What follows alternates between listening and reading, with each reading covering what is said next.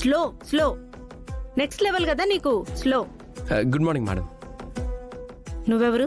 నేను చరణ్ మేడం. నిన్న టెంపుల్లో. ఓ నువ్వా? ఏంటి ఇలా వచ్చావు? మీతో కొంచెం మాట్లాడాలి మేడం. స్టేట్ ప్రాబ్లమా సెంట్రల్ ప్రాబ్లమా? Personal problem madam. ఏంటి?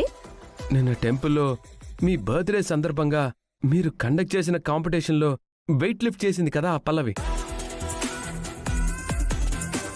మీరు ఆఫర్ కూడా ఇచ్చారు. ఏం ఉపయోగం? నువ్వు చెప్పింది కదా, తన బ్యాడ్ లక్. నేను అదే ఫీల్ అయ్యాను మేడం.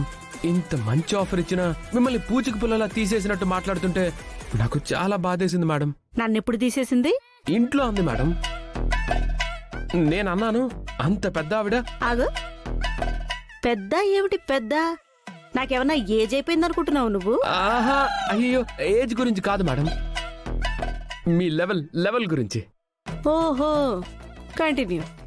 అంత పెద్ద ఆవిడ అంతే మంచి ఆఫర్ ఇస్తే నో అని ఎలా అనిపించింది నీకు అని అన్నాను నేను. అంటే ఎందుకో అప్పుడు అలా అనాలనిపించింది.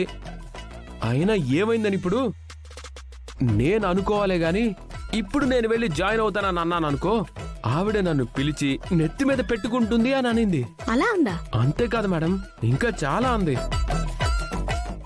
మేడంకి నాకంటే గొప్ప జూనియర్ దొరకరు అంది. అందుకే నేను ట్రైనింగ్ ఇస్తాను అని నా వెనక పడుతుంది అంది. ఒకవేళ నా మూడ్ బాగుండి నేను ఒప్పుకున్నానే అనుకో, మా ఇంటికొచ్చే మీరు ట్రైనింగ్ ఇవ్వాలి అని అంటే ఆవిడ అదే మహాభాగ్యం అమ్మా అని అంటూ పరిగెత్తుకుంటూ నా దగ్గరికి వచ్చి నేర్పిస్తుంది అంది మేడం. నిజంగా అందా? మేమే తొట్టు మేడం. ఎంత పొగరు! పొగరని మామూలుగా అంటారండి మేడం, టన్నులు లెక్కనుంది దాని పొగరు.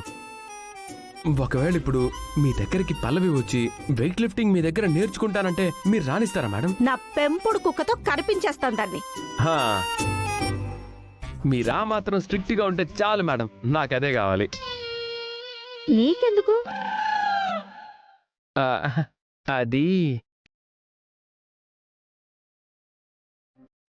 అది కూడా మేడం వస్తుంది. తనెందుకు వస్తోంది ఆయన? చెప్పాను కదా మేడం, ఇప్పుడు నేను వెళ్తే ఆవిడ నన్ను నెత్తి మీద పెట్టుకుంటుంది. నాలాంటి జూనియర్ దొరకడం ఆవిడ చేసుకున్న అదృష్టం అని నాతో ఛాలెంజ్ చేసింది.